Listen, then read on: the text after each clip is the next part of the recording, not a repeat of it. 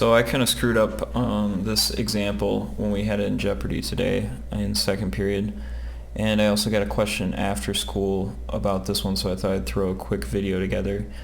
The main kind of question here is, what does this phrase directly proportional mean? So directly proportional means that the ratio between two things is always going to be the same. So let's say I always had 2 times as many oranges as apples. We would say that these two objects, oranges and apples, are always directly proportional because the number of oranges I have is always going to equal 2 times as many apples.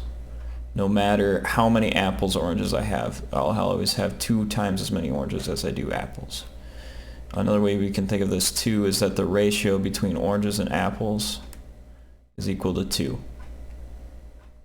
So what we do when we see directly proportional most of the time in math problems is we'll just say right away, we know since y and x are directly proportional, I can always just say y is going to equal k times x, where k is just a constant. It's just some number that stays the same. Constant. Okay, we're also told that when x equals 3, y equals 8. So I'm just going to plug those in, and that's going to help us figure out what k is. So y is 8, k we don't know, we'll just leave it as k, and we know x is 3. Now I can solve for k by dividing each side by 3. Those will go away, and we'll get k equals 8/3. Okay? So now we know what k is.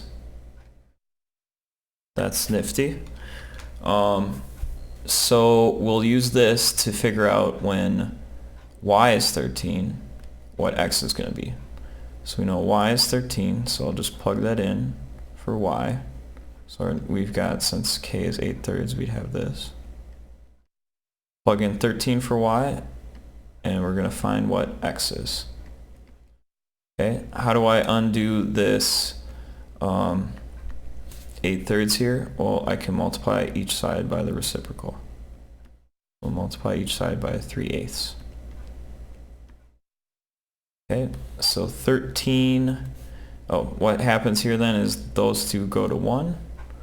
We're just left with x equals 13 times 3/8. So 13 times 3 would be 39. And then we have the divided by 8. And I believe this turns out to be 4.25. Let's figure out quick. So 39 divided by 8. Oh, sorry. 4.875. I don't know why I didn't think of that, because it's an answer there. So then our answer for this problem would be B.